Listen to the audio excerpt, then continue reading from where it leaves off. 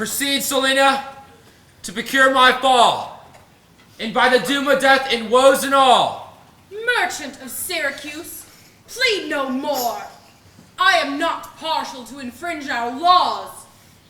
The enmity and discord of late sprung from the rancorous outrages of your duke to merchants, our well-dealing countrymen, who, wanting guilders to redeem their lives, have paid for his rigorous statutes in their bloods. This excludes all pity from our threatening looks.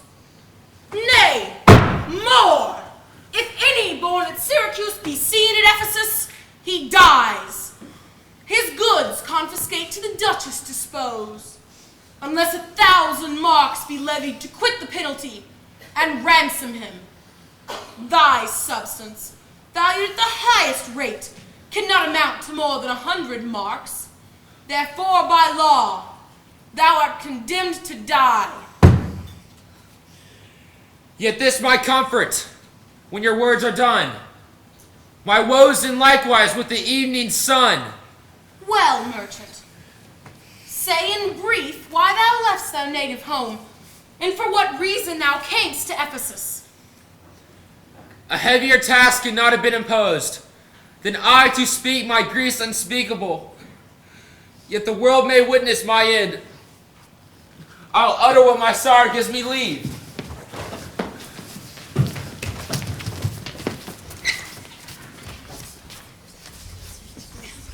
Okay, break. In Syracuse was I born, and went into a woman happy, but for me. With her I lived in joy. Our wealth increased by prosperous voyages I often made, to Venice, to my foreman's death, and the great care goods at random left, drew me from any kind of embracements of my spouse, from whom my absence was not 6 months old. Before herself and made provisions for her following me, and soon as safe arrived where I was. There had she not been long, but she became a joyful mother of 2 goodly sons, and which are strange, the one so like the other, as could not be distinguished but by names. That very hour in the selfsame inn, a poor woman was delivered as such a burden male, twins both alike. Those whose parents were exceeding poor, I bought and brought up to tend my sons. My wife made daily motions for our return home. Unwilling and I agreed. Alas, too soon, we came aboard. A league from Venice have we sailed, before the always went to bay and deep. Did but convey unto our fearful minds a doubtful warrant of immediate death, which I myself would gladly have embraced, yet the incessant weepings of my mind, planets were pretty vague. Hey! Forced me to seek the latest of them in me, and this it was, by other means was none. The sailors sought for safety by our boat, and left the ship then sinking to us. My wife more careful for the latter born, fastened him into a small spare mast, to him the other twins was bound, whilst I had been like each for the other. The children thus disposed, my wife and I fastened ourselves to either one, and floating straight, or beating towards the stream, was carried towards Corinth, as we thought.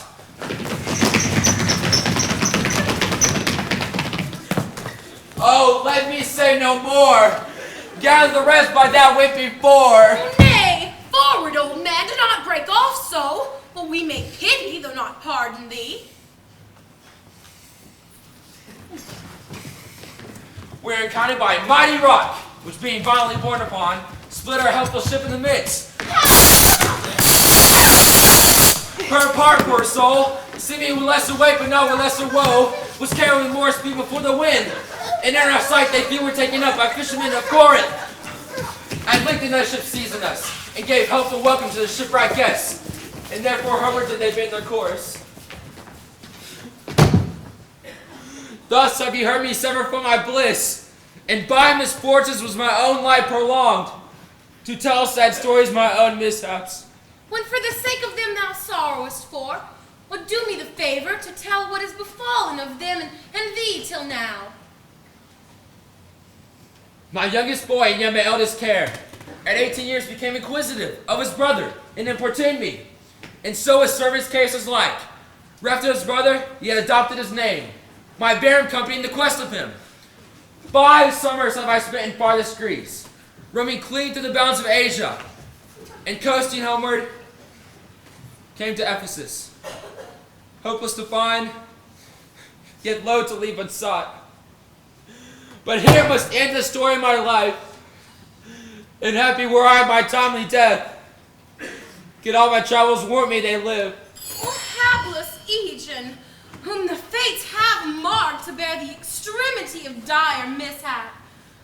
Now trust me, were it not against our laws, against my crown, my oath, my very dignity, my soul should sue as advocate for thee. But though thou art adjudged, and passed sentence may not be recalled, yet will I favor thee in what I can. Therefore, merchant, I'll limit thee this day to seek thy help by beneficial help. Try all the friends thou hast in Ephesus, beg, borrow to make up the sum, and live. If not, thou art doomed to die. Jailer, take him into thy custody. I will, my lady.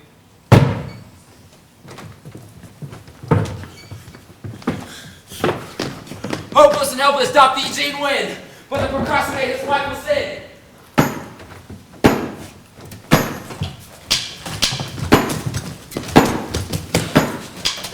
Therefore, give out, you are of Venice, lest that your goods too soon be confiscated. This very day, the Syracusan merchant is apprehended for arrival here, and not being able to buy up his life, according to the statutes of the town, dies ere the weary sun sets in the west. There's your money that I had to keep. Go bear to the inn, where we lodge, and stay there, Romeo, till I come to thee. Within this hour will be dinner time. Till that, I will view the manners of the town, who use the traders and gaze upon the buildings, and then return and sleep within mine inn. For, with long travel, I am stiff and weary. Get thee away. Many a man would take you at your word, and go indeed, having so good a mean. A trusty villain, very oft when I am dull with care and melancholy, lightens my humor with his merry jest. What, will you walk with me about the town, and then go to my inn and dine with me? I am invited, sir, to certain merchants, of whom I have never much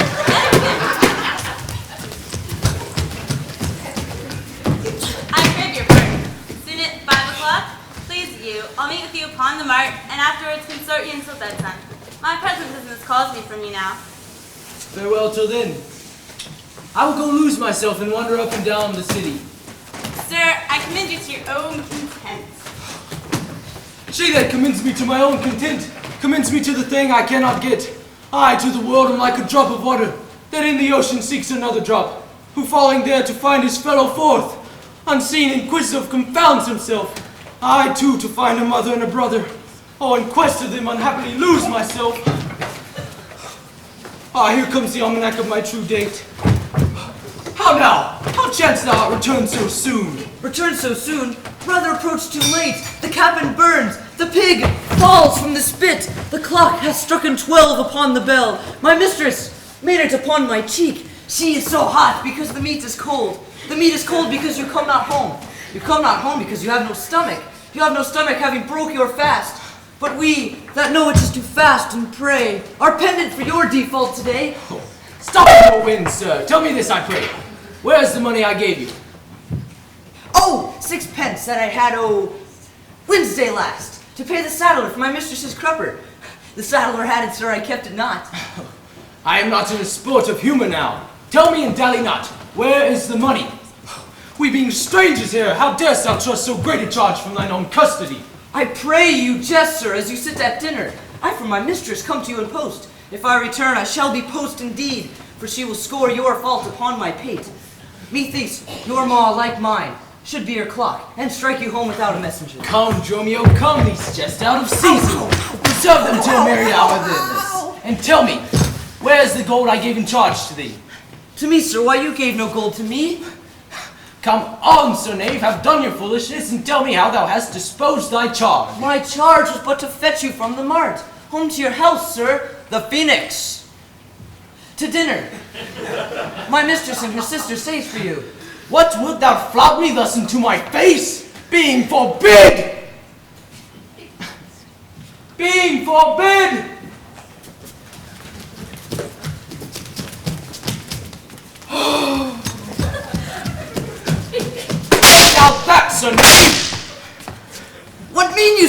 God's sake, hold your hands!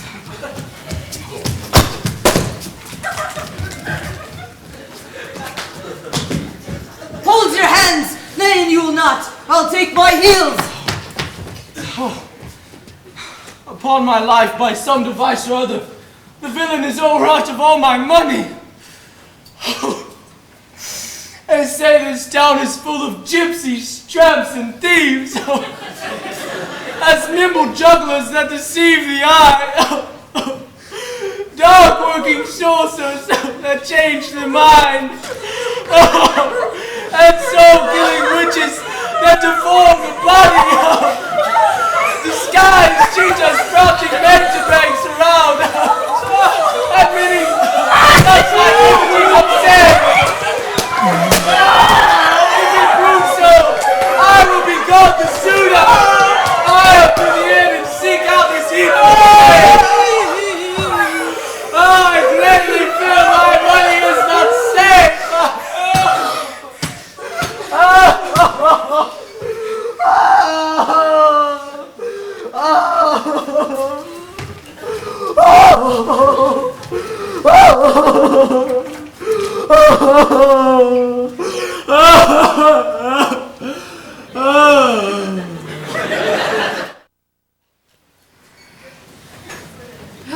Neither my husband nor the slave returned, that in such haste I sent to seek his master. Sure, Luciana, it is 2 o'clock. Perhaps some merchant hath invited him, and from the mart he's somewhere gone to dinner. Good sister, let us dine and never fret. A man is master of his liberty. Time is their master, and when they see time, they'll go or come. If so, be patient, sister. Why should their liberties than ours be more? Because their business still lies out a door. Look, when I serve him so, he takes it ill. Oh. No, he is the bridle of your will. None but asses Asses. will be bridled so.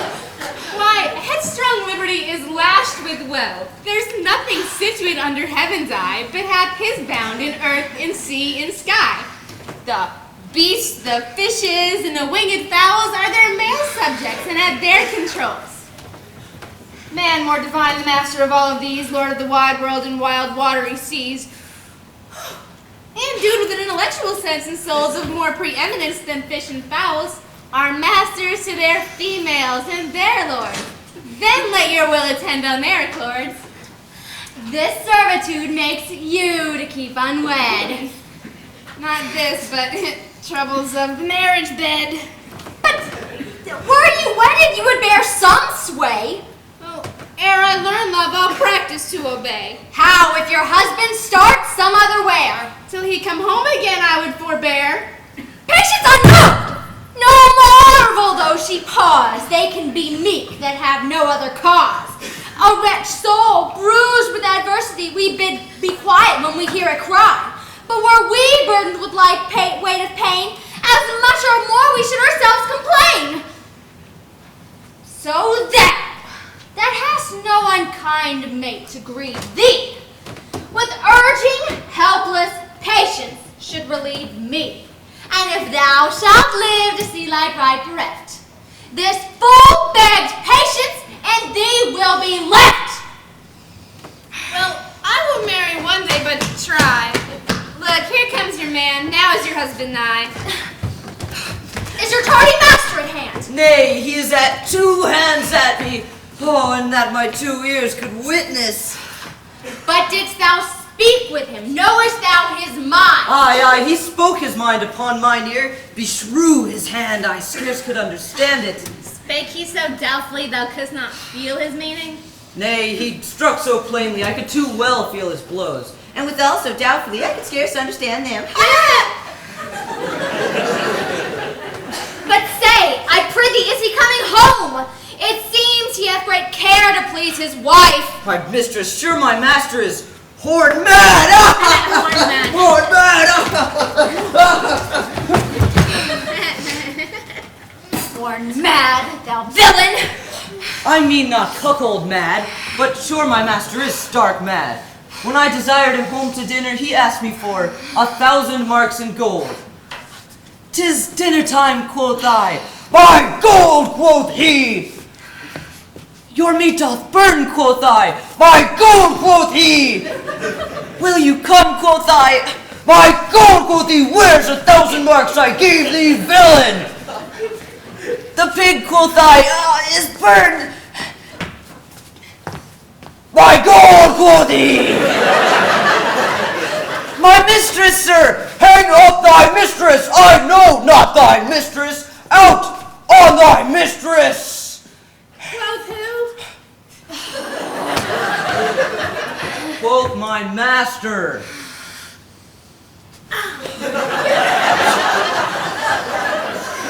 "I know no house, no wife, no mistress." So, ere undue unto my tongue, I thank him I bear home upon my shoulders. For in conclusion, he did beat me there.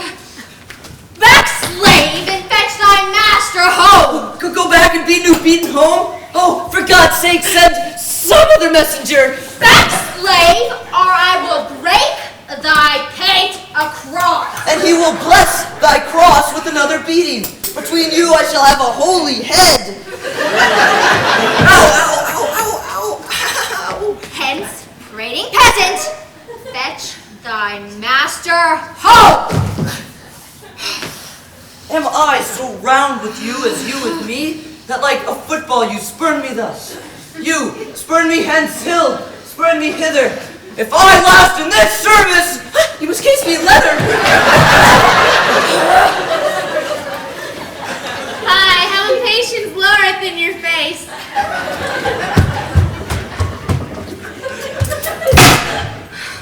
His company must do his minions grace, whilst I at home starve for a merry look, hath homely age the alluring beauty took from my poor cheek, then he hath wasted it. Are my discourses dull? Bear my wit! That is not my fault. He's master of my state. Self-harming jealousy, fine. Beat it hence.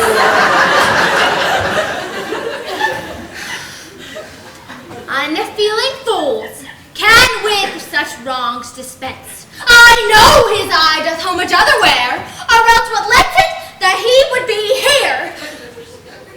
Sister, you know he promised me a chain. With that alone he would detain, to keep true quarter with his true bed.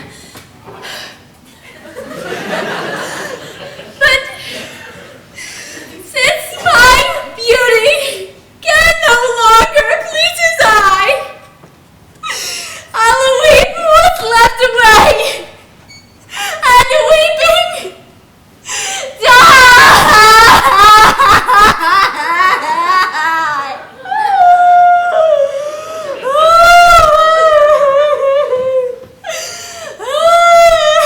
How many fond fools serve mad jealousy?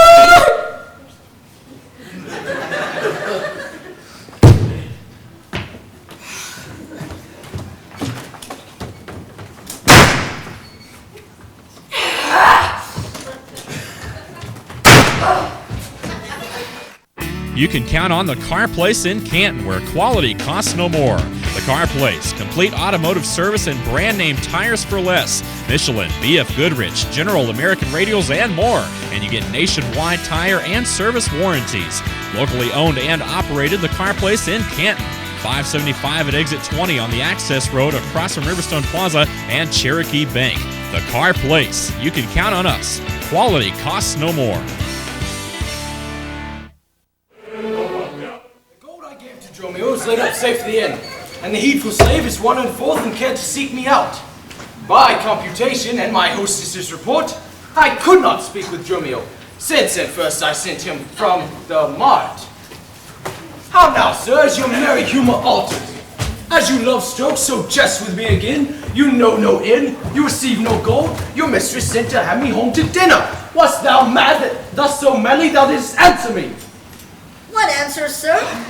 When spake I such a word? Even now, even here, not half an hour since. But I did not see you since you sent me hence, home to the inn, with the gold you gave me. William, thou didst deny the gold receipt and toldest me of a mistress and a dinner, for which I hope thou feltest I was displeased. Oh, I am glad to see you in this, merry vein. What means this jest? I pray you, tell me. Yea, dost thou jeer and flout me thus into my face? Thinkest thou I jest? Hold!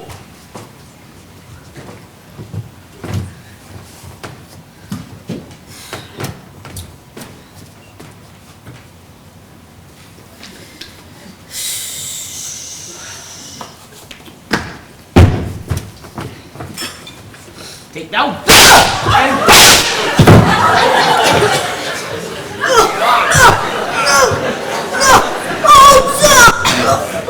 For God's sake, now you're just dishonest! Upon what bargain you give it to me? because I familiarly sometimes do use you as my fool and chat with you, your sauciness will jest upon my love. If you jest with me, know my aspects, and fashion your demeanor to my looks, or I shall beat that merry scots of yours. Skull, you it, so you would leave battering. I had rather have it ahead. But I pray, sir, why am I beaten? Dost thou not know? Nothing, sir, but that I am beaten.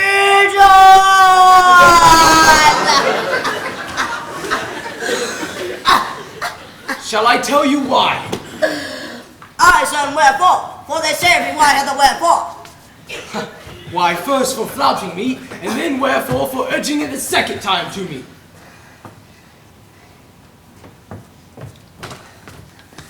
Was there ever any man thus beaten out of season, when in the why and the wherefore is neither rhyme nor reason? Psst.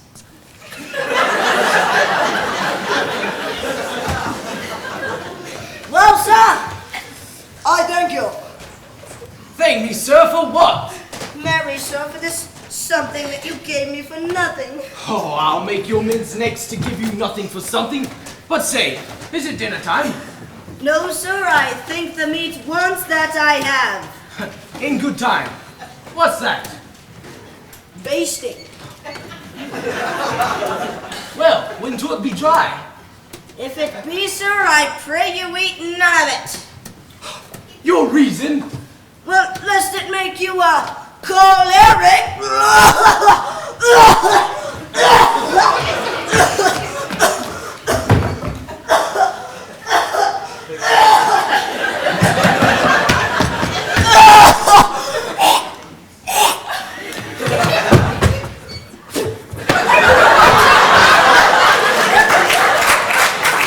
And purchase me another dry basting.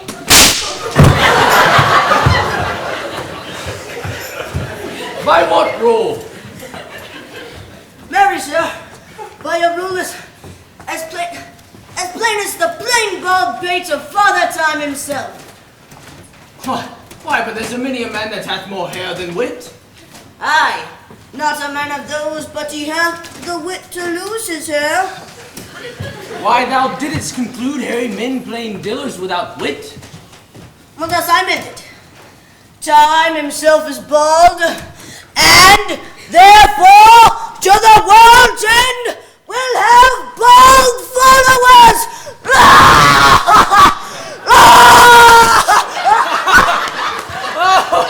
I knew 'twould be a bald conclusion. But so, who wafts us yonder? Aye, Antipholus. Look strange and frown. Some other mistress hath thy sweet aspects. I am not Adriana, nor thy wife. The time was once when thou unurged wouldst vow that never word from music to thine ear, that never object-pleasing in thine eye, that never touch, well-welcomed in thy hand, that never meet, sweet-savored in thy taste, unless I spake, or looked, or touched, or carved to thee. How comes it now, my husband, oh, how comes it, that thou art then estranged from thyself?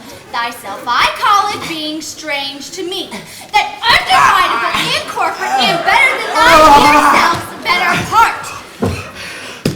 Ah, do not tear away from me, for know, my love, as easy mayest thou fall, a drop of water in the breaking gulf, and in thence take that drop again, without addition or diminishing.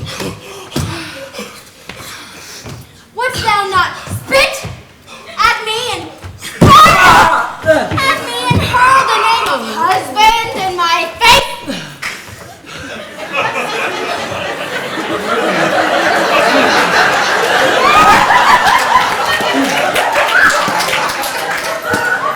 And tear the stained skin from my holly, and take the ring from my false hand and break it with a deep divorcing bow. I know thou canst, and therefore see thou do it. I am married to an adulteress.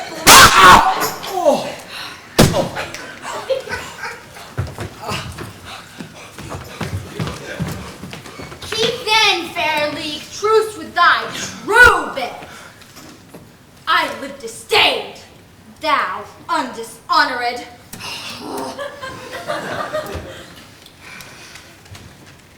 Lead you to me, fair dame.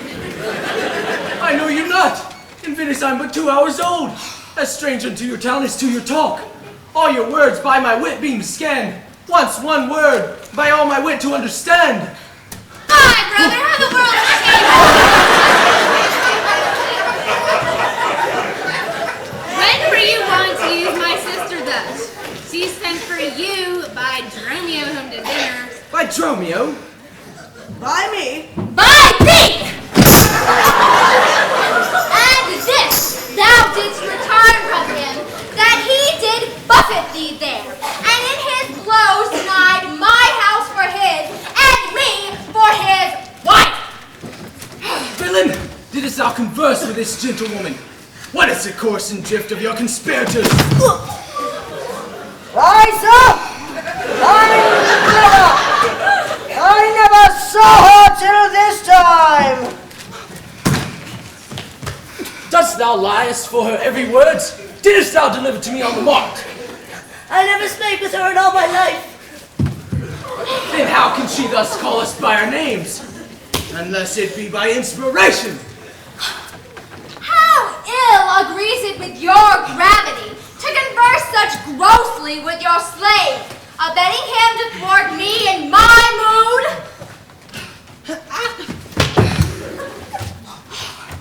I will fasten on this sleeve of thine, for thou art an alum, my husband, and I a vine, whose weakness is married to thy stronger state, whose strength enables us to communicate.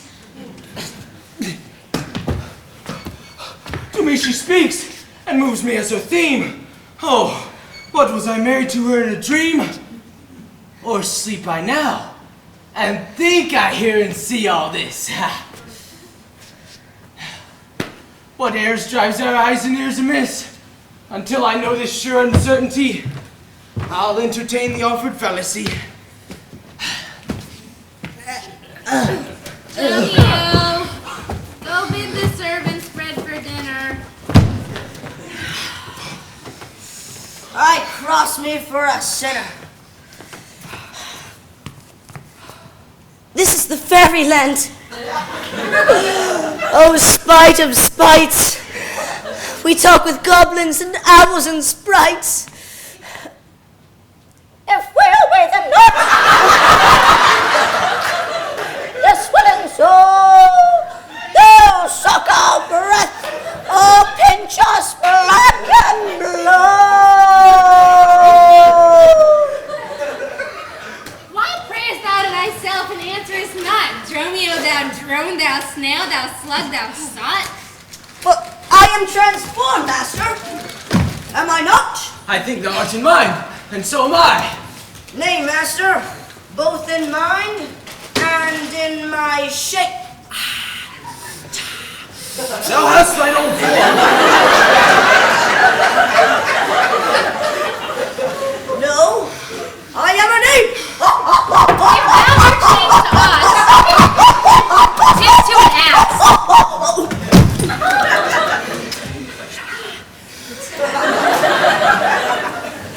Tis true. She rides me.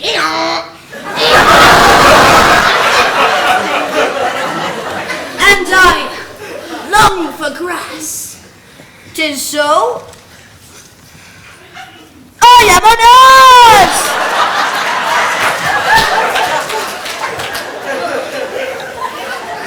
Else it could never be that I know her as well as she knows me. Come, I will no longer be a fool to put a finger in one's eye and weep, whilst master and man laugh my woes to scorn. Come, husband, Dromio, keep the gate. Husband, I will dine with you above today and shrive you of 1,000 idle praise. Come, sister, Dromio, play the porter well. Am I in earth, in heaven, or in hell? Sleeping or waking? Mad or well advised? Oh, I'll say as they say and prosper so, and in this mist all adventures go. Master, shall I be a porter at the gate? And let none enter, or else I'll break your pate. Come, Antipholus, we dine too late.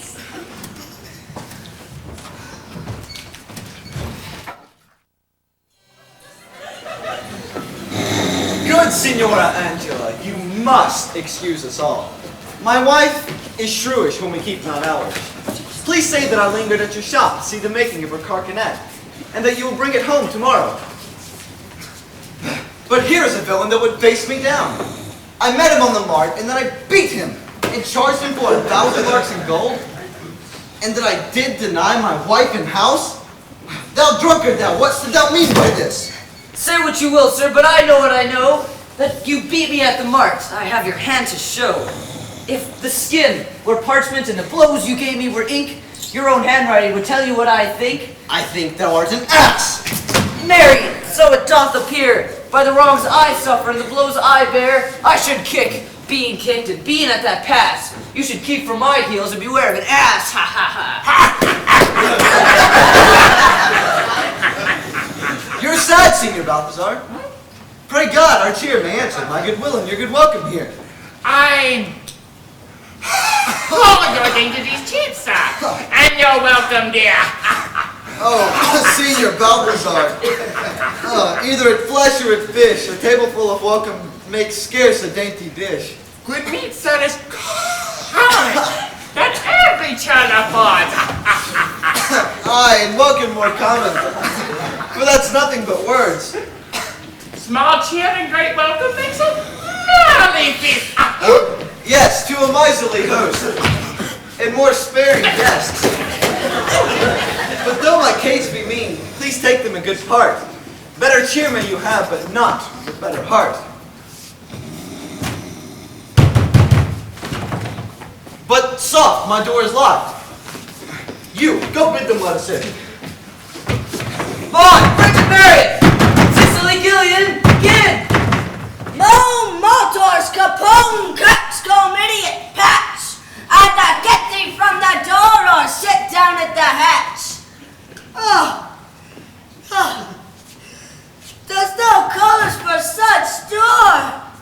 And when one is one too many, go! Get thee from the door! What patch has made our porters? My master stays in the street. Let him walk from whence he came, lest he catch cold on his feet.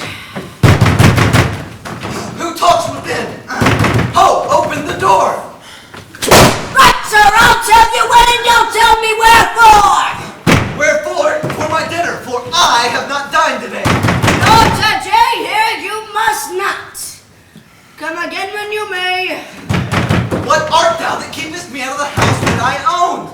The porter for this time, sir, and my name is Dromio. Oh, villain! Thou hast not both mine opposite thy name! The one never got the credit, the other nickel blade. If thou hast been Dromio in my place today, then shall change thy face for a name, and thy name for an ass! What a coil is there, Dromio? Who are those at the gate? Let my master hand loose! Feed down! He comes too late! And so tell your master! Oh Lord, I must laugh!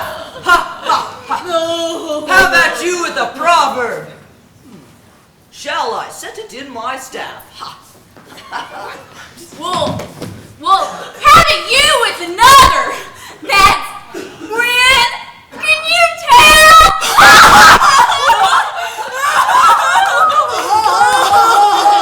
If thy name be called Loose, thou hast answered him well right now. Do you hear, you minion? You let us in, I trow. I thought to have asked you! And you said no. So come help! Well struck, there was blow for blow! Thou baggage, let me in. Can you tell for whose sake? Master! Knock the door hard. Whoa, whoa, whoa, whoa!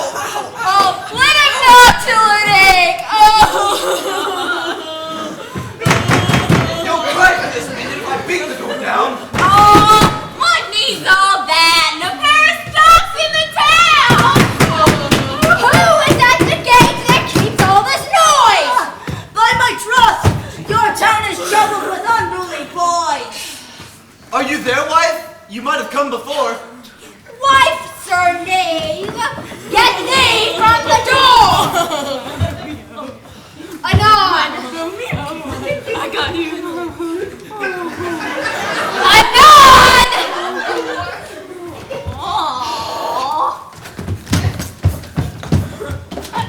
If you went to pay master, this knave would go sore. Here is neither cheer, sir, nor welcome. We would fain have either. In debating which was best, we shall part neither. They stand at the door, master. Bid them.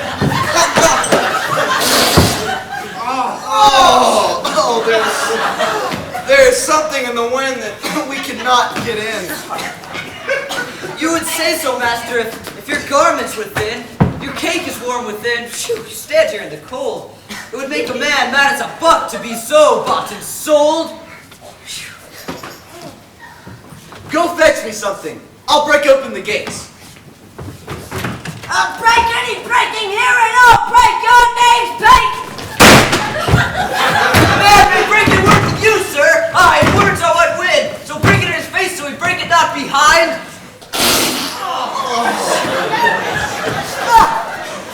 It seems thou wants breakings. Out upon the hind.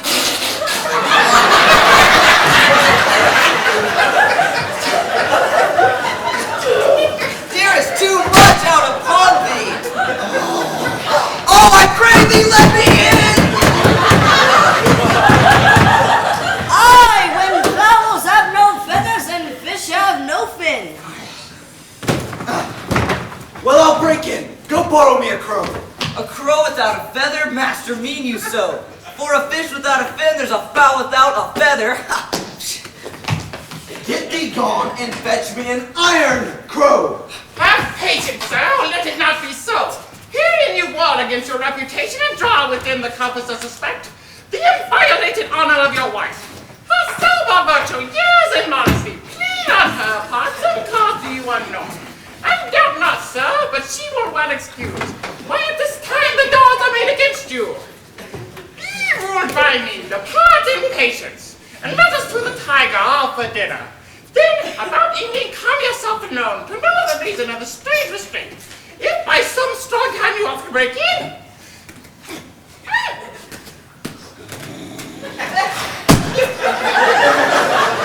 now in the stirring passage of the day, a vulgar comment will be made of it.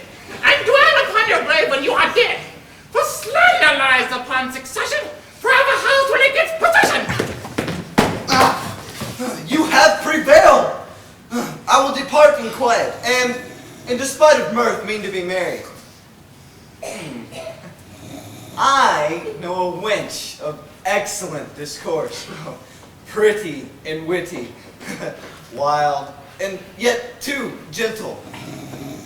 There will we dine. This woman, oh, but my wife, I must protest without desert, hath oftentimes upbraided me withal. Go and fetch the chain, by this I know 'tis made, and bring it, I pray you, to the Porpentine, for there's the house. I will bestow it, be it for nothing but to spite my wife, upon my hostess there. My good lady, make haste, since my own doors refuse to entertain me, I'll knock elsewhere to see if they'll disdain me. I'll meet you at that place some hour hence. Do so. This jest shall cost me some expense.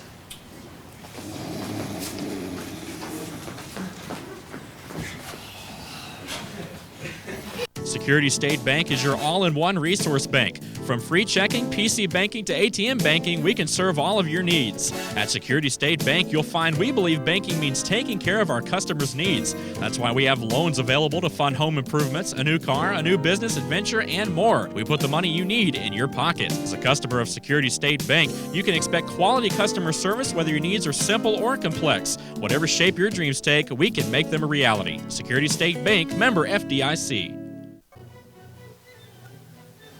And may it be that you have quite forgot a husband's office? Shall Antipholus hate, even in the spring of love, thy love springs rot?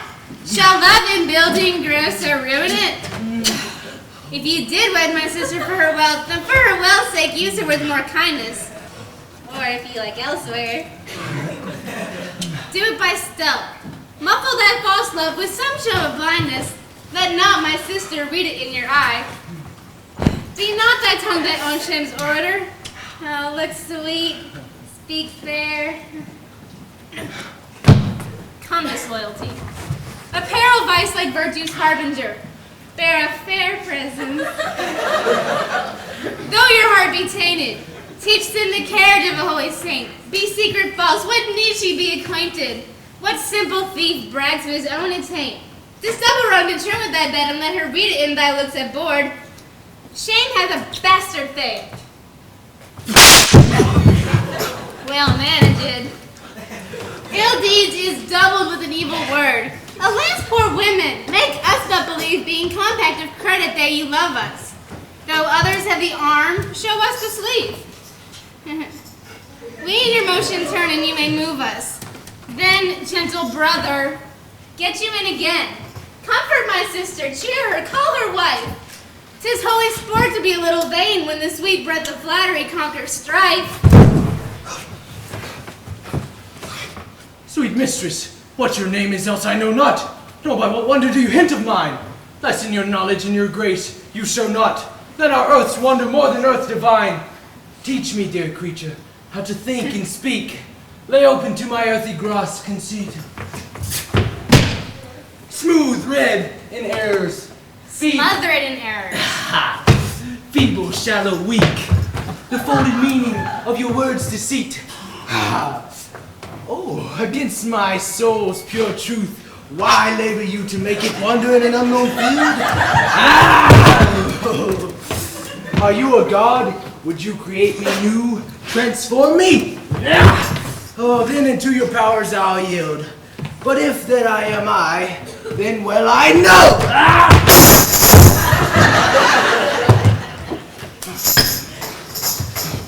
Oh, your weeping sister is no wife of mine, nor to her bed no homage do I owe. Oh, far more to you do I decline. Oh, train me, sweet mermaid, with thy note, to drown me in thy sister's flood of tears. Sing, Simon, for thyself, and I will dote. Spread over the waves of thy golden hairs, and as a bed I will take them, and there lie. And in that glorious supposition think, he gains by death that hath such means to die. Let love being light, drown if she sink. Are you mad that you do reason so? Not mad, but mated, how I do not know. It is a fault that springeth from your eyes. For gazing on your beams, fair sun being by. Gaze where you should, and that will clear your sight. As good to wink, sweet love, as look on night. Why call you me love? Call my sister Thy sister's sister. That's my sister. No, it is thyself. Mine own self's better part. My eyes clear eye. My heart's dear heart. My food, my fortune, and my sweet hope's aim. My sword's heaven and my heaven's claim. All this my sister is. Or else should be. Call thyself sister, for thee do I love, and with thee lead my life. Thou hast no husband, nor I no wife. Give me thy hand.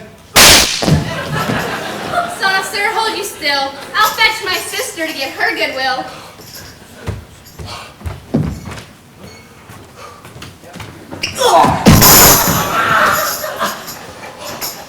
Why, Dromio, where runnest thou so fast? Oh.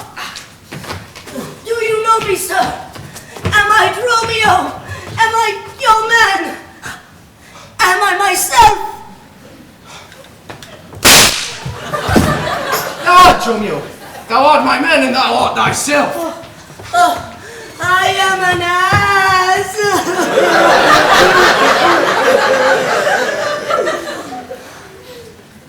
I am a woman's man. And besides myself. What woman's man and how besides thyself? Marry, sir, besides myself, I am due to a woman, one that claims me, and one that haunts me, and one that will have me.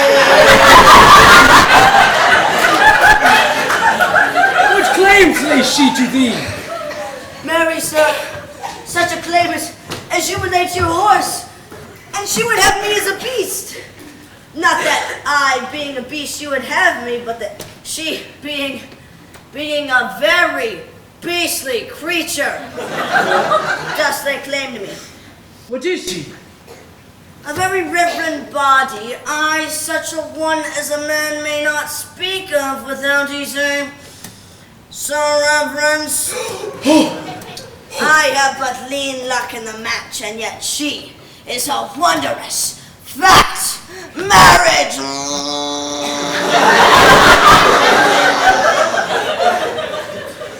What dost thou mean, a fat marriage?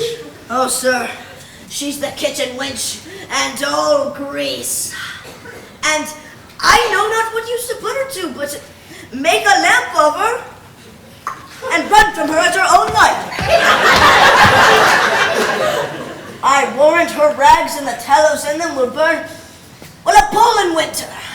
And if she lives till doomsday, she'll burn a week longer than the whole.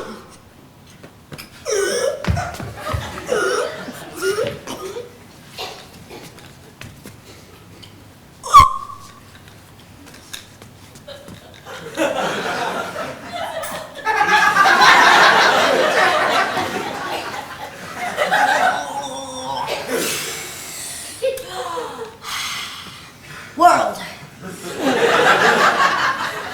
What complexion is she of? Swapped, like my shoe, but your face nothing like, so clean kept. Whoa!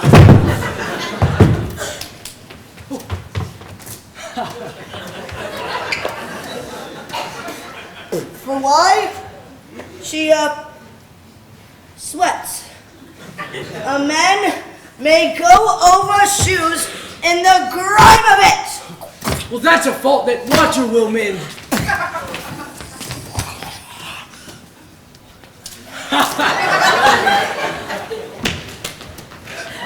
No, sir. 'Tis in grain. Noah's flood could not do it.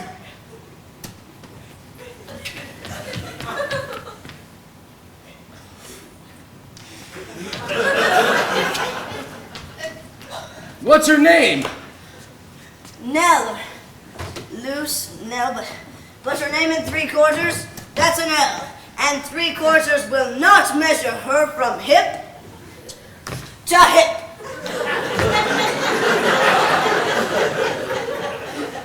Then she bears some breadth. No longer from head to foot. from hip to hip. She is spherical.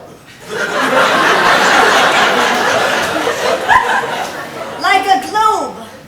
I could find out countries in her. In what part of her body stands Ireland? Marry, sir, and her buttocks. I found it out by the plugs. Where's Scotland?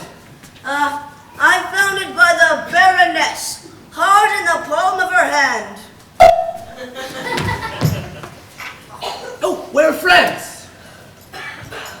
Oh, sir, upon her forehead, armed and reverted, making war against her heir. Where England? I looked for the chalky cliffs, but could find no whiteness in them. But I guess it stood in the salt room that's when between France and it. Where's Spain? Faith, I saw it not, but I felt it hot in her breath.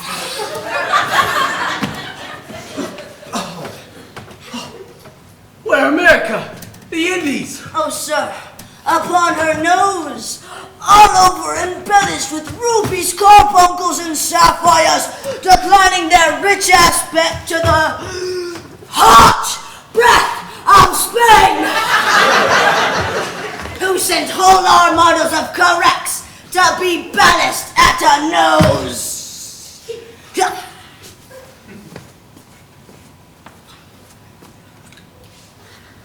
Where's Belgium? The Netherlands, eh? Oh, sir, I did not look so low. To conclude this drudge or diviner laid claim to me, called me Dromio, told me what privy marks I had about me, the mark of my shoulder, or the mole on my neck, or the great wart on my left arm. That I, amazed, ran from her as a witch. And I think if my breast had not been made of faith and my heart of steel,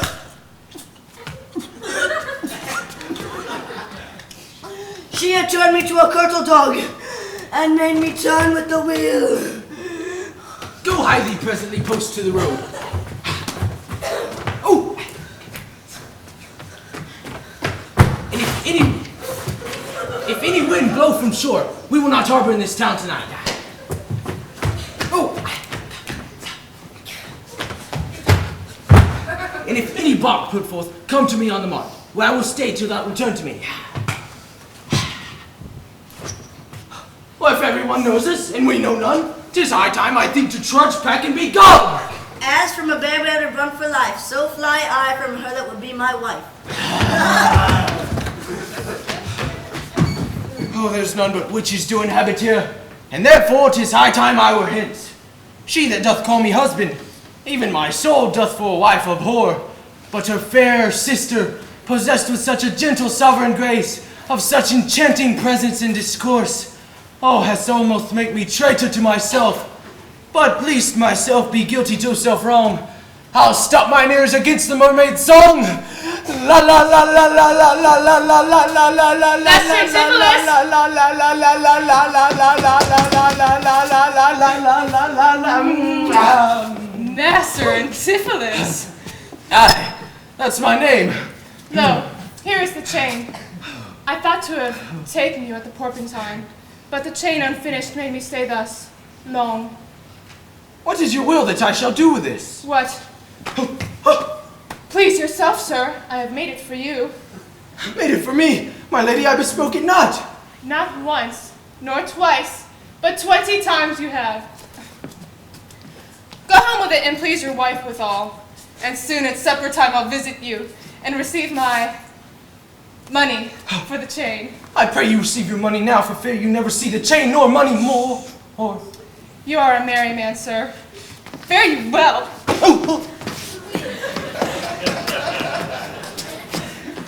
What I shall think of this, I cannot say, but this I think, there is no man is so vain that would refuse so fair an offered chain. I see a man here needs not live by shifts, when in the streets he meets such golden gifts.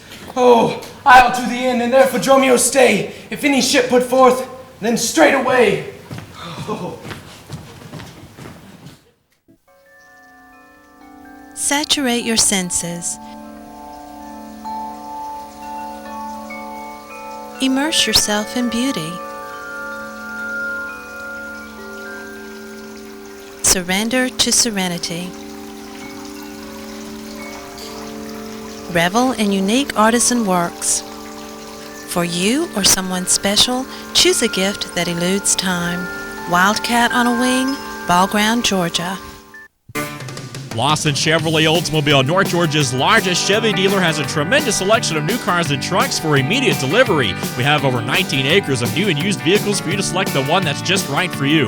If you're in the market for a commercial vehicle, Lawson has the biggest selection in North Georgia. So come on out today and take a test drive during our April 2001 sales event. Family owned for over 70 years, Lawson Chevrolet Oldsmobile is just north of the courthouse in Chatsworth and across from the new Bargain Barn in Jasper.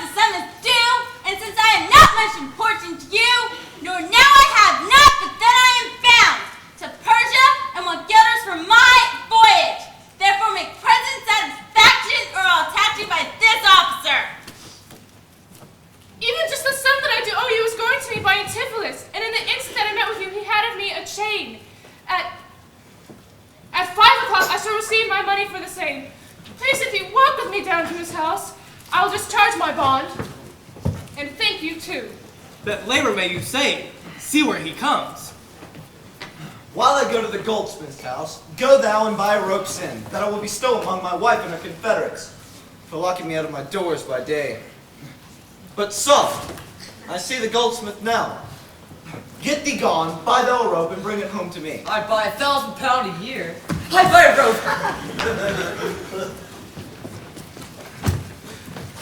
A man is well helped up who trusts to you. I was promised your presence in the chain, but neither chain nor goldsmith came unto me. Belike you thought our love would last too long, as if it were chained together, and therefore came not. Save your merry humor, sir. Here's the note how much your chain weighs to the utmost carat, the finest of the gold in most chargeful fashion, which doth amount to 3 odd ducats more than I'm indebted to this gentlewoman. Pray you, see her presently discharged, for she is bound to sea, and stays but for it. I am not furnished with the present money. Besides, I have some business in the town. My good lady, take this stranger to my house, and with you the chain, and bid my wife disperse the sum on the receipt thereof. Perchance I will be there as soon as you. Then you will bring her the chain yourself? No, bear it with you, lest I come not time enough. Well, sir, I will. Have you the chain about you? And if I have not, I hope you do, or else you return without your money. Nay, come, I pray, sir, give me the chain. Both wind and tide stays for this gentlewoman, and I, to blame, have held her here too long.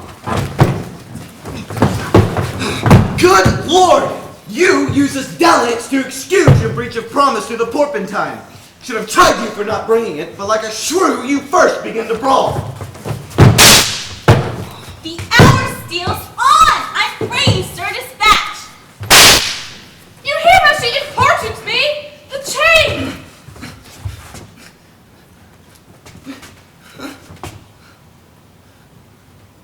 I don't have the chain!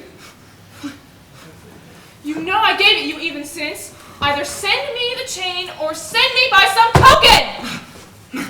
Fie! You now run this humor out of breath. Come, where's the chain? I pray you, let me see it! My business cannot brook this dalliance! Good sir, say whether you'll answer me or no. If not, I'll leave you to the officer. I'll answer you! What should I answer you? The money you owe me for the chain! I owe you none till I receive the chain! You know I gave it you half an hour since. You gave me none! You wrong me much to say so! You wrong me more, sir, in denying it. Consider how it stands upon my credit. Well, officer, arrest him in my suit. Well, I do arrest you, sir, and charge you in the Duchess's name to obey me. Stunt double!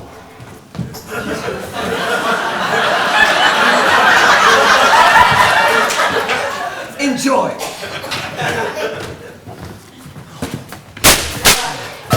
Fortune's mean reputation. I consent to pay this sum for me, or I touch you by this officer. Consent to pay thee that I never had. Bless me, foolish fellow without merit.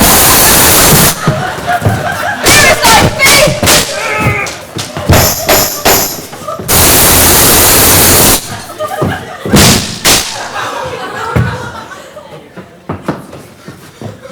Enough!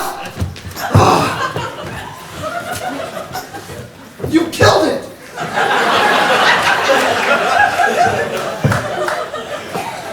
I do arrest you, sir. Hear the suit.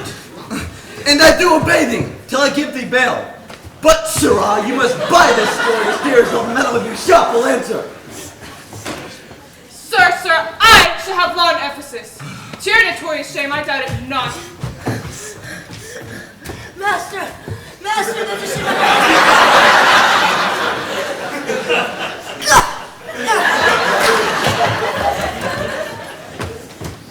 Master, there's a ship of Venus that stays, but till her owner comes aboard, and then she bears away.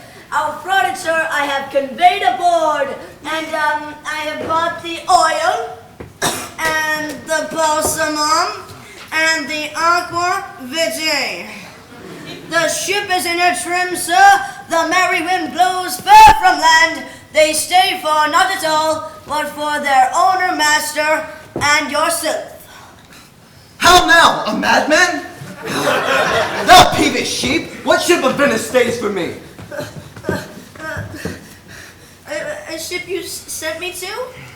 It's a higher waftage? Thou drunken slave! I sent thee for a rope and told to what purpose and to what end. You sent me for a rope's end as soon. You sent me to the bay, sir, for a ship. I will discuss this matter at more leisure, and teach your ears to listen to me with more heed. To Adriana, villain, hide thee straight. Give her this key, and tell her that in the desk, covered over with the Turkish tapestry, there is a purse of certain ducats. Let her send them. Tell her I should be arrested in the street, and that shall set me bail. Hide thee, slave, be gone. On, officer, to prison till it come.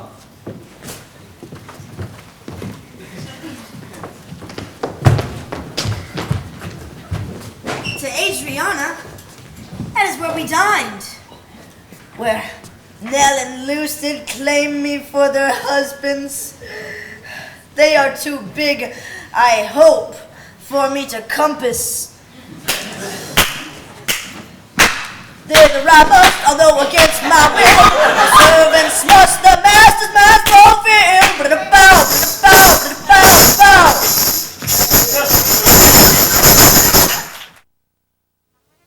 Ah, Luciana, did he tempt thee so?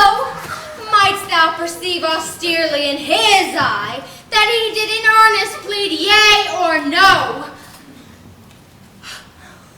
Looked he red or pale or merry or sad? What observation madest thou in this case of his heart's meteors tilting in his face? First he denied you had in him no right. He meant me none, the more my spite. Then swore he that he were a stranger here. And true he swore, though yet forsworn he were. Then pleaded I for you. And what said he? The love I begged for you, he begged of me.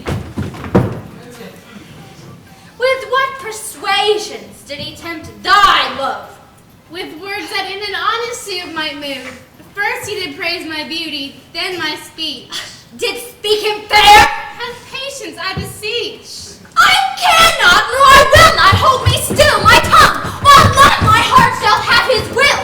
He is deformed and crooked, old and seared.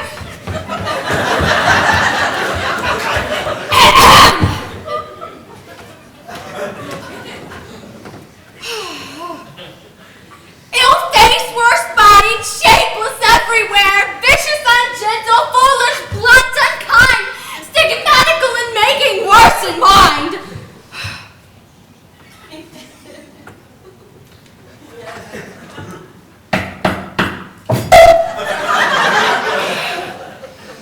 Well, who would be jealous then of such a one? No evil lost is wailed when it is gone. Ah, but I think him better than I say. Would hear another's eyes were worse. Far from her nest the lapwing cries away. My heart prays for him, though my tongue do curse. Here comes the test, the purse, sweet now make haste.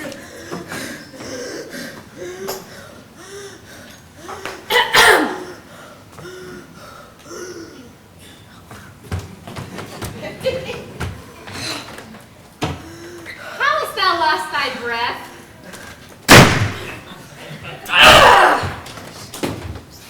By running fast?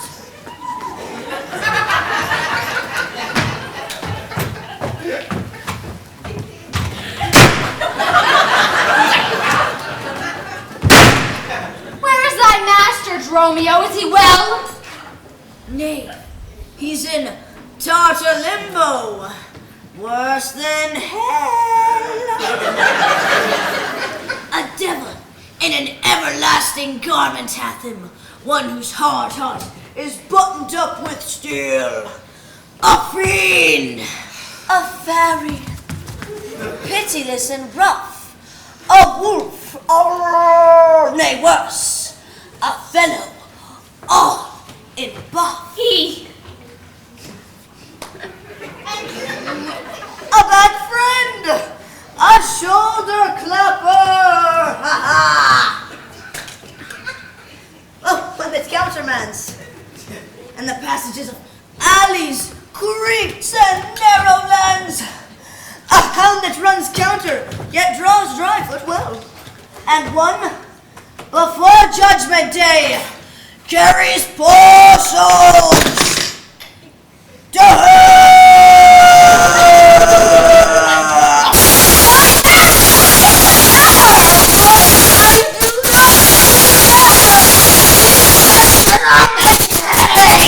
What? Is he arrested? Tell me, at whose suit? I know not at whose suit he is arrested well, but is in a suit of buff which rested him, that can I tell. Will you send him Mistress Redemption? The money in his desk. Sister, go fetch it. This I wonder at.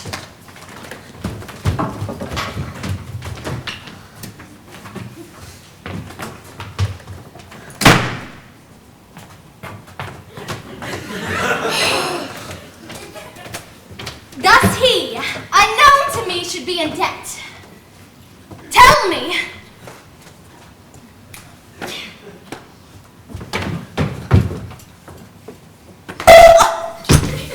Was he arrested on a band? Not on a band, but on a stronger thing. Oh, a chain, can you not hear it ring? What? The chain? No, the bell. It is time that I were gone. It was 2 years that I left him, and now the clock strikes 1. As if time were in debt, how fondly doth thou reason? Well, time is a very bankrupt, and knows more than he's worth this season. Nay, he's a thief too. Have ya not heard men say that time comes stealing on by night and day?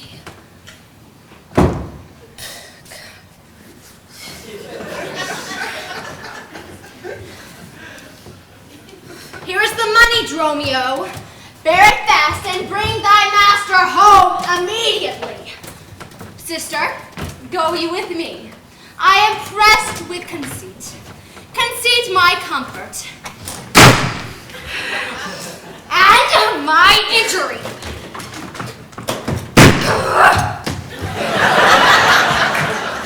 Shopping at Thomasville Home Furnishings by Field Furniture is a snap. Design service that comes to you. Let one of our designers show you how we can transform any room into an inviting showplace with a free in-home design consultation. Beautiful furniture, great selection, and free design service. I told you it was a snap. Thomasville Home Furnishings by Field Furniture. So much more than a furniture store.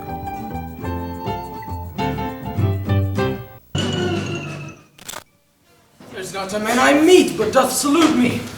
Oh, as if I were his well-acquainted friend, and everyone doth call me by my name. Oh, some tend money to me, some invite me, some other give me thanks for kindnesses. Oh, some offer me commodities to buy. Even now a tailor called me into his shop and showed me silks that he had bought for me, and therewithal took measures of my body. Oh, surely this is but imaginary wiles and Lapland's sorcerers do inhabit here. Master! Master! Here is the gold you sent me for. What gold is this? I understand thee not. Oh, is there any ship that put forth? May we be gone! Why, sir, I brought you word an hour since that the ship Expedition put forth tonight, and that you were hindered by the sergeant to tarry for the hoy delay. Here are the angels that you sent for to deliver you. This fellow is distracted, and so am I. And here we wander in illusions. Some blessed power deliver us from Hinds. Well met, Master Antipolis. I see, sir, you have found the goldsmith now. Is that the chain you promised me today? Satan avoid! I charge thee to tempt me not. Master, is this Mistress Satan? It is the devil. Nay, she is worse. She is the devil's dam, and here she comes in the habit of a light witch, and thereof comes that wenches say, God strike me dead! Now that's as much to say, God make me a light witch. It is written, they appear to men as angels of light. Light is in effect of fire, and fire will burn. Ergo, light wenches will burn. Come not near her. Your man and you are marvelous marriage, sir. Will you go with me? We'll mend our dinner here. Master, if you do, expect spoon meat, or bespeak a long spoon. Why, Dromio? Marry, sir, he must have a long spoon that eats with the devil. Avoid them, fiend. You are, as you all are, a sorceress. I conjure thee to leave me and be gone. Give me the ring of mine you had at dinner, or for my diamond, the chain you promised, and I'll be gone, sir, and not trouble you. Some devil's ass. But the parings of one's nair, a rush, a hair, a drop of blood, a pin and not the cherry stone, that she, more covetous, would have a chain. Master, be wise, and if you give it to her, the devil will shake her chain at us and fright us with it. I pray you, sir, my ring, or else the chain. I hope you do not mean to cheat me so. Satan, avoid. Come, Dromio, let us go. Fly bright, says the peacock. Mistress that you know.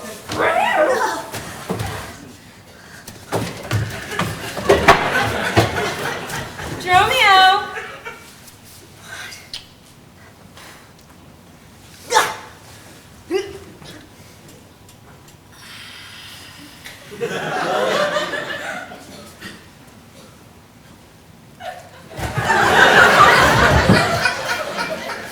Now, out of doubt, Antipholus is mad. Else, never would he so demean himself. A ring he hath of mine worth 40 ducats, and for the same, he promised me a chain. Both one and the other he denies me now. The reason that I gather he's mad, besides this present instance of rage, is a mad tale he told today at dinner, of his own doors being shut against his entrance. Belike his wife, acquainted with his fits, on purpose shut the doors against his way. My way is now to hie home to his house and tell his wife that, being lunatic, he rushed into my house and took perforce my ring away. This course I fittest choose, for 40 ducats is too much to lose.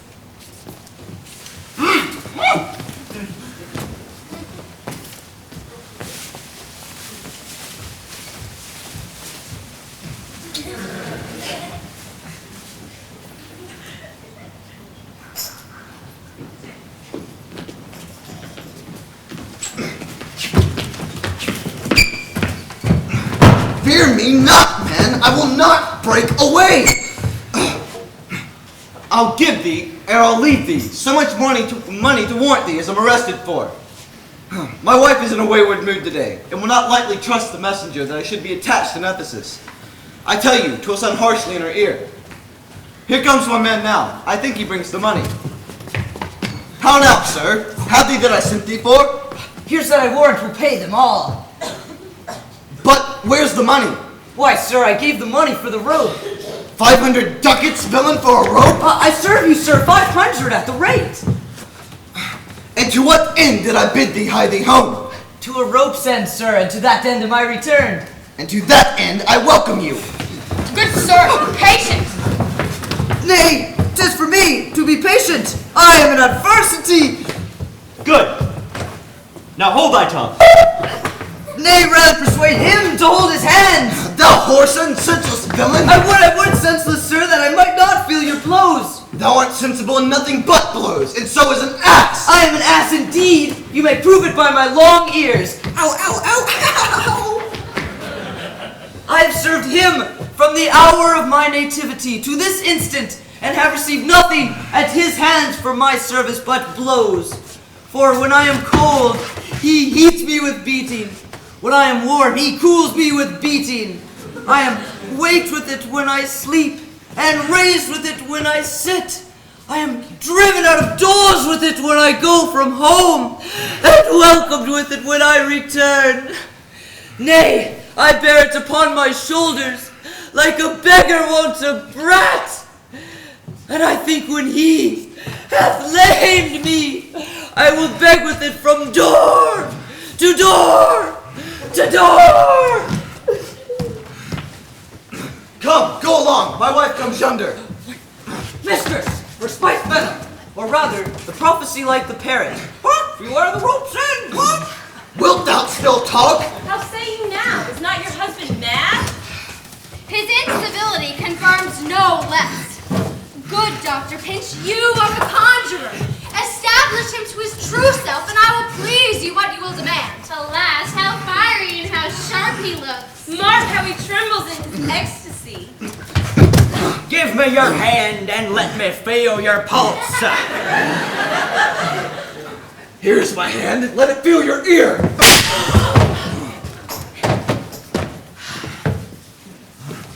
I charge thee, Satan, housed within this man, to yield possession to my holy prayers, and to thy state of darkness, hie thee straight. I conjure thee by all the saints in heaven. Peace, burning wizard, peace. I am not mad. Oh, if thou wert not, thou poor distressed soul! You harlot! Are these your customers? Did this yellow-faced companion revel and feasted in my house today? whilst upon me the guilty doors were shut? Oh, husband, God doth know you dine at home, where you would have remained until now, free from these slanders and this open shame. Dined at home? Thou, villain, what sayest thou? Sir, sooth to say, you did not dine at home. And were not my doors locked up and I shut out? Perdie, your doors were locked and you shut out. And did she herself not revile me there? Sans fable, she herself did revile you there. And did her kitchen maids rail and taunt and scorn at me? Certes they did, the kitchen vassals scorned you. And enraged did I not depart from thence? In verity you did. My bones bear witness! I since have felt the vigor of his rage! It's good to soothe them in these contraries. Mistress, this fellow finds his vein, but you unto him humors well his frenzies. Thou hast summoned the goldsmith to arrest me? I sent money to redeem you by Dromio here, who came in haste for it. Money by me? Heart and goodwill you might, but surely, master, not a rag of money. Went'st not thou to her for a purse of ducats? He came to me, and I delivered it. And I am witness to her that she did. God and the rope maker bear me witness that I was sent for nothing but a rope. Mistress, both man and master is possessed. Yes, I know it by their pale and deadly looks. They must be bound and laid in some dark room. Wherefore didst thou lock me forth today? And why dost thou deny the bag of gold? Oh, gentle husband, I did not lock thee forth. And I, gentle master, received no gold. But I confess, you were locked out. Dissembling villain, thou speakest false in both. Dissembling harlot, thou art false in all, and art confederate with a damned pack to make loathsome abject scorn of me. But with these nails, I'll pluck out these false eyes that would behold me of this shameful sport. Oh, bite him, let him not come near me.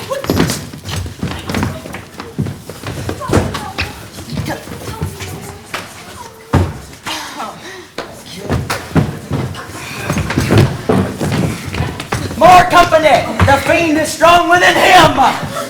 Indeed, poor man, how pale and wan he looks!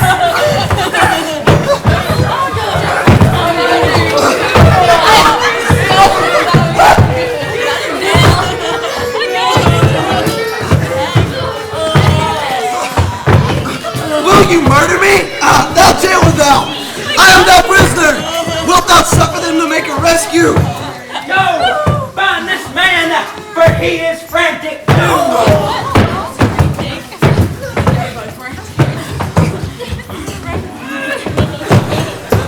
What wilt thou do, thou peevish officer? Hast thou delight to see a wretched man outrage this pleasure to himself? Masters!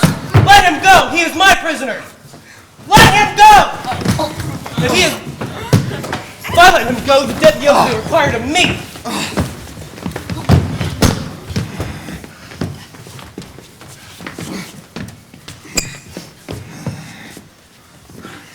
I will discharge thee, ere I go from thee. Bear it forthwith unto his creditor, and knowing how the deck rose, I will pay it. Good, Master Doctor. See him safe conveyed home to my house. Oh, most unhappy day! Oh, most unhappy strumpet! Master, I am entered in bond for you! Oh, get up. Out on thee, villain! Wherefore dost thou mad me? Will you be bound for nothing? Be mad, good master! Cry the devil! The devil! The devil! God help poor souls. How idly do they talk. Go! Bear him hence! Sister, go you with me.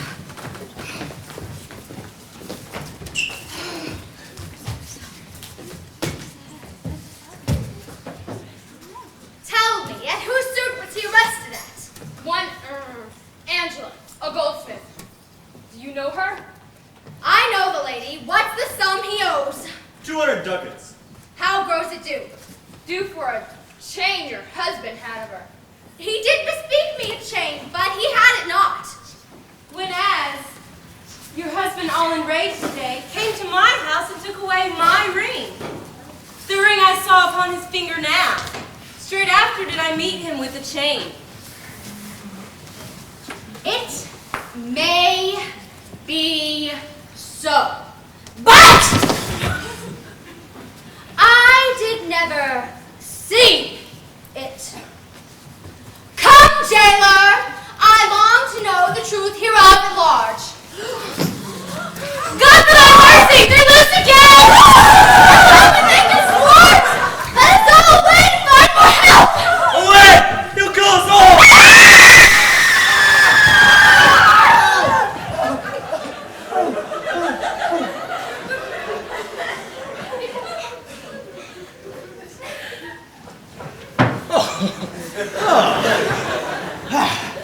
I see these witches are afraid of swords. She that would be your wife now ran from you. Come, Dromio. Go, fetch our stuff from Hinds. Oh, I long that we were safe and sound aboard. Faith, stay here this night. Surely they will do us no harm. You saw they speak us fair, give us gold. Methinks they are such a gentle nation that, but for the mountains of mad flesh that claim marriage of me, I can find it in my heart to stay here still and turn witch.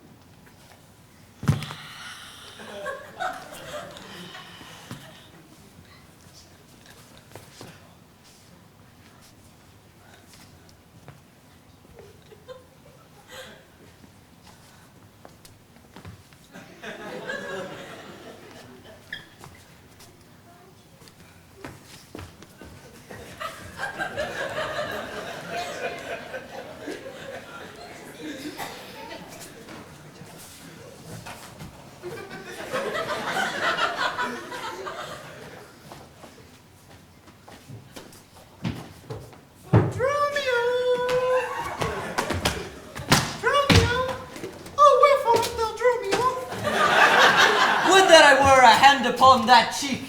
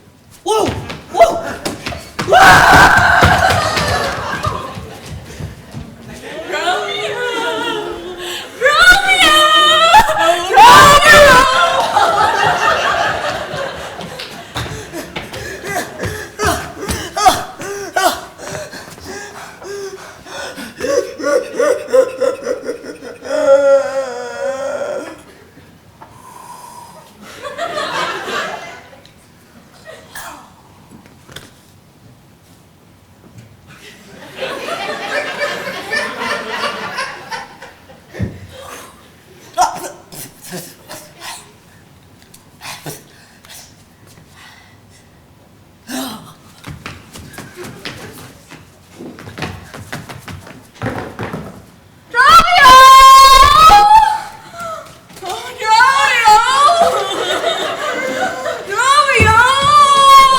Don't we all? Huh? Romeo!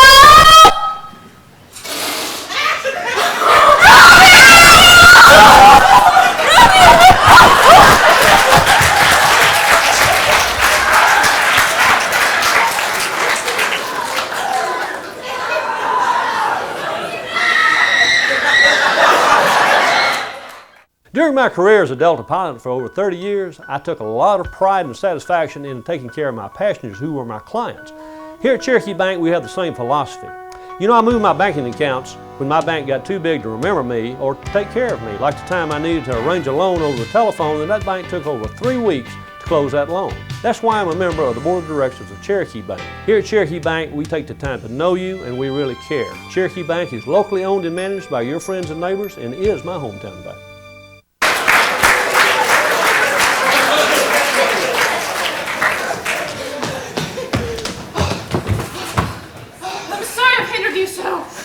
But I protest, he had the chain of me.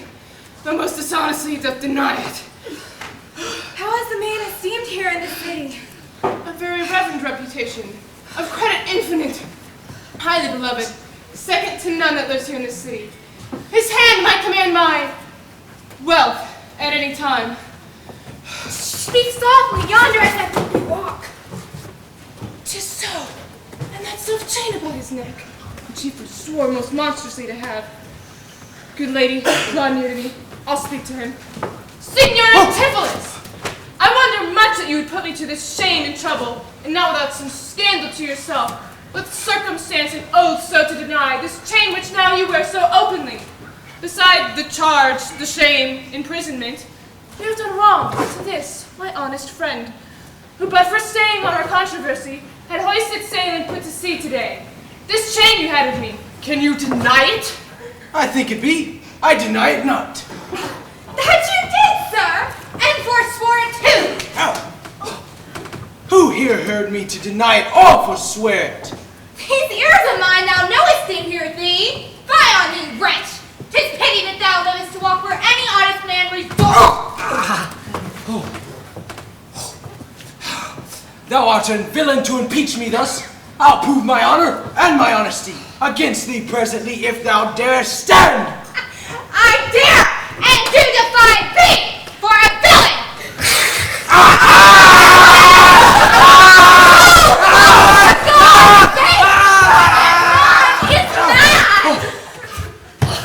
Stop diddling him!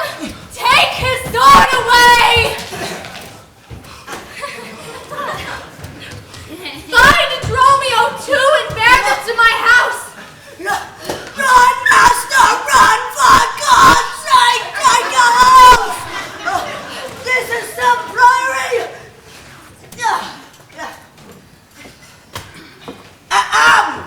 This is some priory!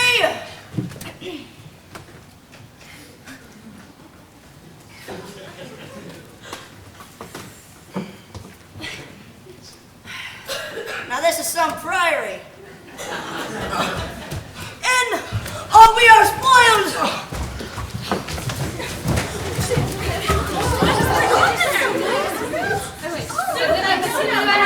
Be quiet, people! Be quiet, people! Be quiet, people! Wherefore throng you hither? To fetch my poor distracted husband hence. Therefore let us come in and bind him fast so we may bear him home for his recovery. I knew he was not in his perfect wits. I am sorry now that I did fight on him. How long hath this possession held the man? This week he hath been heavy, sour, sad, much different from the man he was. But till this afternoon his passion near broke into extremity of rage. Hath he not lost much wealth by rack of sea, or buried some dear friend? Hath not else his eye strayed his affection and unlawful love? A sin prevailing much in youthful men who give their eyes the liberty of gazing. Which of these sorrows is he subject to? None of these, but it be the last. You should for that have reprehended him. Why? So I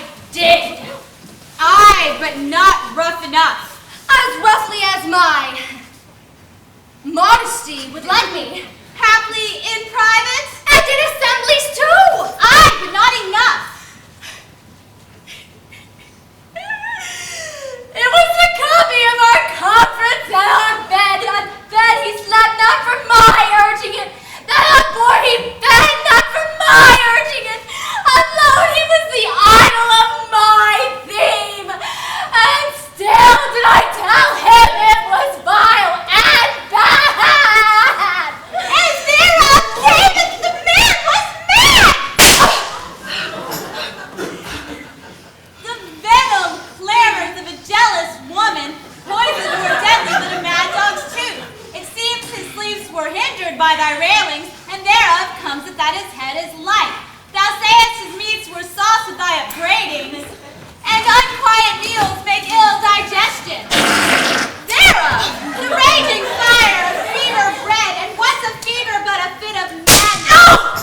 Thou sayest his sports were hindered by thy brawls, sweet recreation marred what doth ensue, but moody and dull melancholy, kinsman to grim and comfortless despair. And at her heels a huge infectious troop of pale distemperatures and foes to life. And food and sport and life-preserving breasts to be disturbed with man or beast. Thy consequences then, thy jealous fits, have scared thy husband from the use of wits. She ne'er reprehended him but mildly, when he demeaned himself rough-rude and wildly. Why bear you these rebukes and answer not? She did rebuke me on my own reproof. Good people, enter and lay hands on him! Not a creature enters in my house. Then let your servants bring him forth.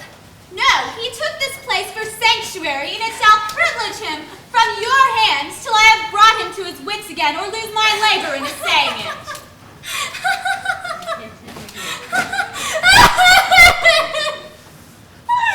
I will attend my husband and be his nurse, for it is my office, and I will have no attorney but myself. And therefore, let me bring him hence with me.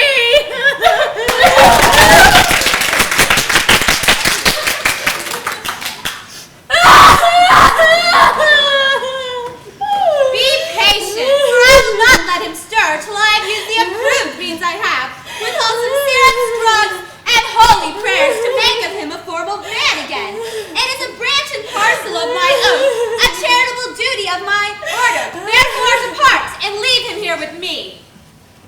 I will not hence and leave my husband here, and ill it doth beseem your holiness to separate the husband from the wife.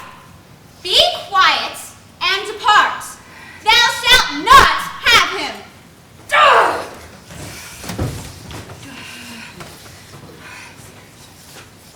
Complain unto the Duchess of this indignity.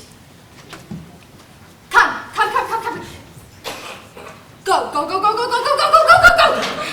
I will fall prostrate at her feet and never rise till my tears and prayers have won her grace's heart to come in person hither and take perforce my husband from the abbey.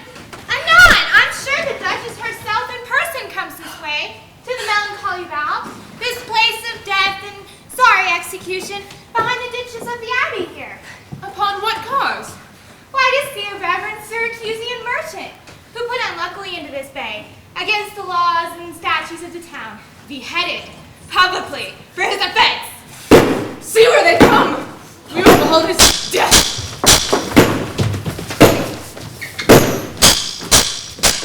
Kneel to the Duchess before she passed the abbey.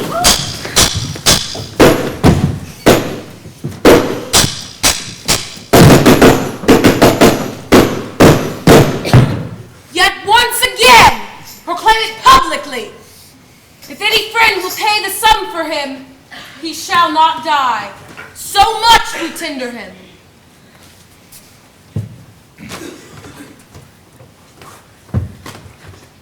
Justice, most gracious Duchess, against the abbess.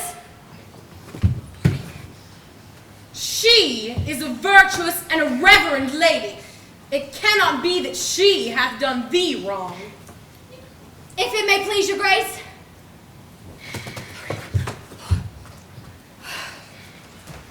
Antipholus, my husband, who I've made lord of me and all that I have, at your most important letters this ill day, a most outrageous fit of madness took him, that desperately he rushed through the streets, with him his bondman, all as mad as he, doing displeasure to the citizens, by rushing in their house and bearing thence rings and jewels and anything his rage did like.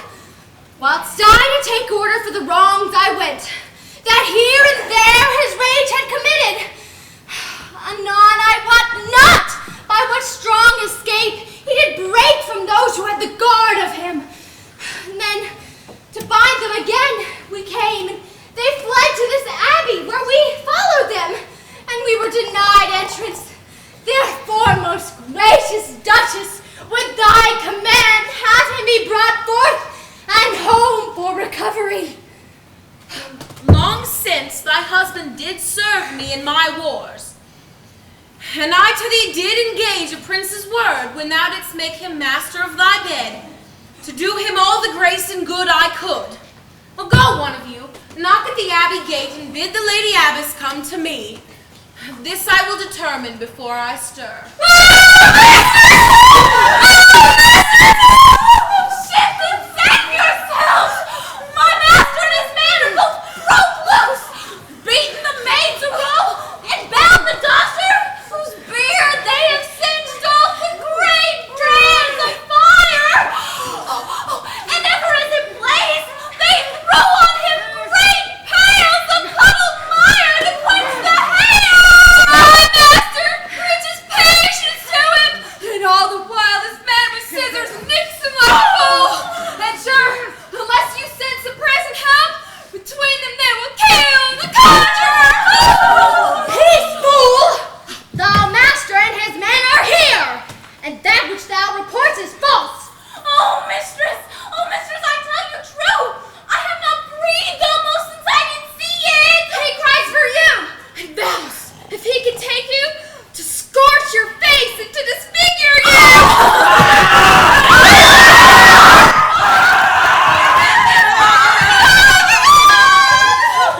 Come, fear nothing.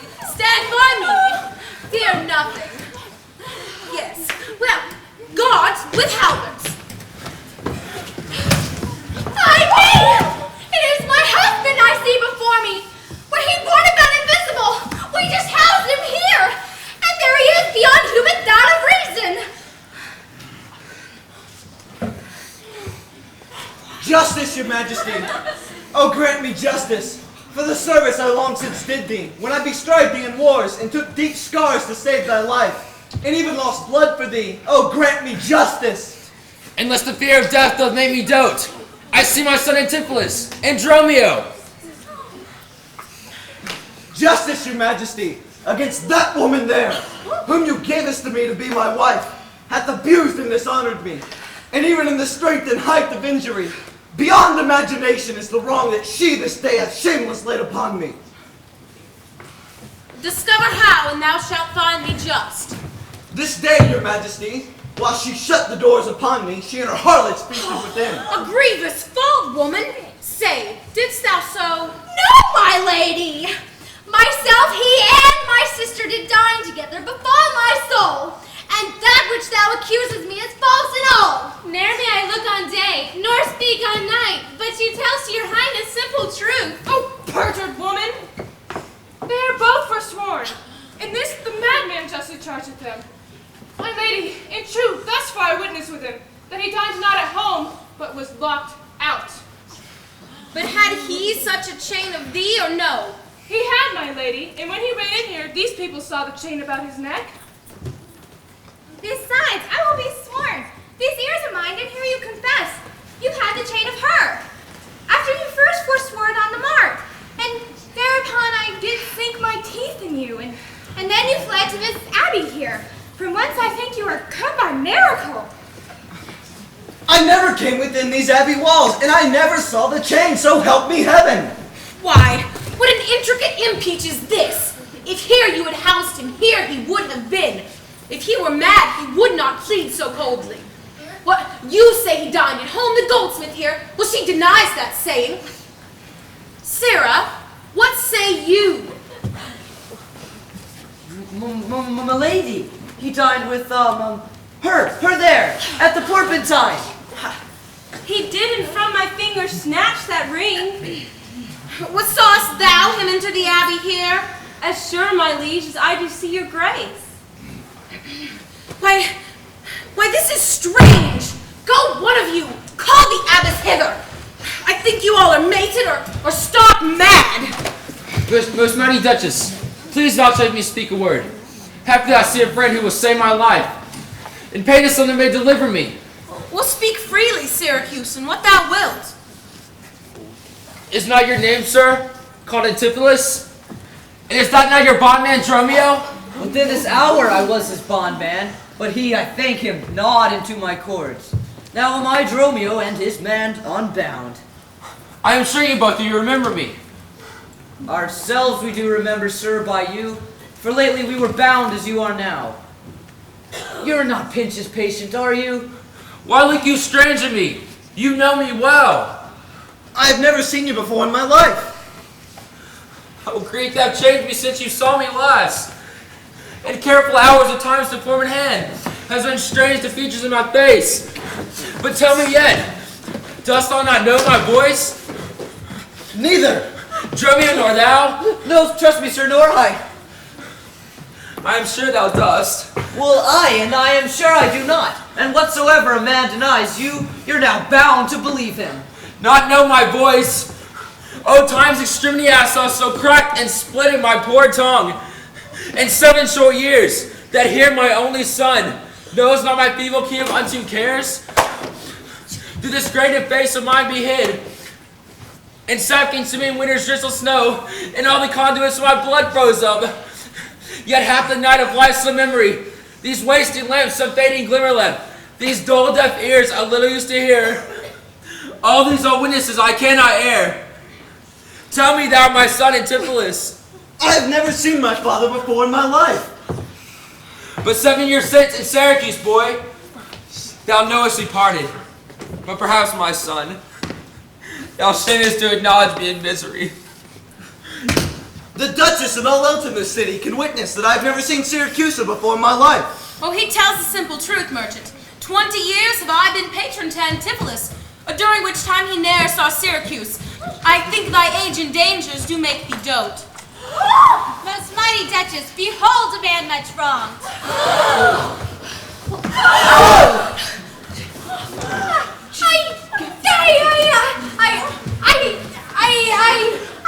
I see 2 husbands before me.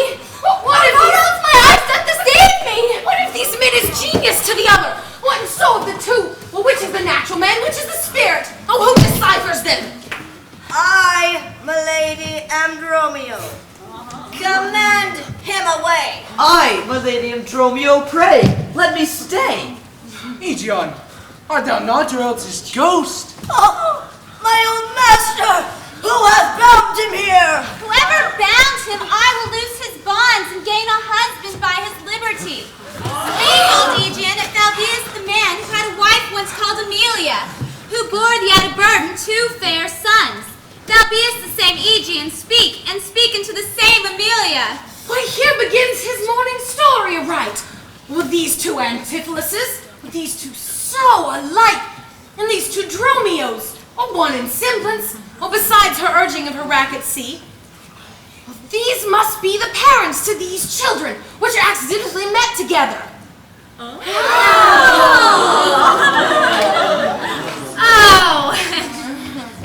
If I dream not, thou art Amelia. If thou art she, tell me where that son is that floated with thee on that fatal raft. By men of Venice, he and I and the twin Dromio all were taken up. But by and by rude fishermen of Corinth by force took Dromio and my son from them, and me they left with those of Venice. What then became of them I cannot tell. I to this fortune that you see me in. Well, Antipholus, camest thou from Corinth first? No, not I. I came from Syracuse. Oh, stand apart. I cannot tell which is which. I, your majesty, came from Corinth. And I with him. Brought by that famous warrior, your most renowned uncle, Duke Minifor. With which of you did I dine with today? I, gentle mistress. And are not you my husband? No, I say nay to that. And so do I. Yet she did call me so. But this fair gentlewoman, her sister here, did call me brother. And what I told you then, I hope I shall have leisure to make good. Lest this be a dream I see and hear. That is the chain, sir, which you had of me. I think it be, I deny it not. And that, my lady, is the chain you arrested me for this day. I think I did. I deny it not. I sent money to redeem you by Dromio, but I think he brought it not. No, none by me. Oh, this purse of ducats I received from you. And Dromio, my man, did bring them me. I see we still did meet each other's men. I was taken from him and he from me. And thereupon these errors are arose. These ducats I pawned thee for my father. Oh, thou hast no need. Thy father has his life. Sir, I must have that diamond from you. Here, take it, and much thanks for the good cheer. Now, Duchess, vouchsafe to take the pains to go at this here, and here at large discourse all of our fortunes, and all who have assembled in this place, that by this sympathized one day's error have suffered wrong, go, keep us company, and we shall make full satisfaction. 33 years have I gone in travail of you, my sons, and till this present hour my heavy burden never delivered. The Duchess, my husband, and children both, and you, the calendars of their nativity. Come, go to a gossip's feast, enjoy with me, after so long grieved such nativity. But with all my heart, I'll gossip at this feast.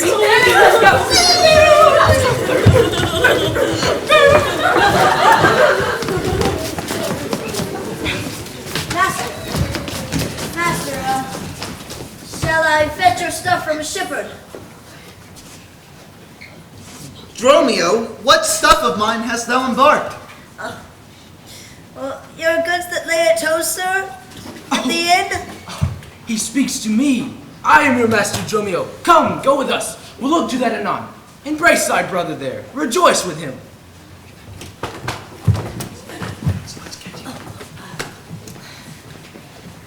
There is a fat friend at your master's house that kitchened me for you today at dinner. She shall now be my sister, not my wife.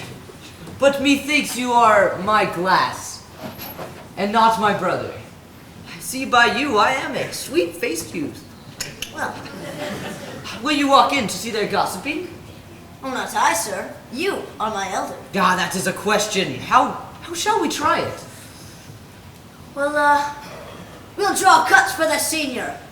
Till then, lead thou first. Nay, then thus. We came into this world like brother and brother.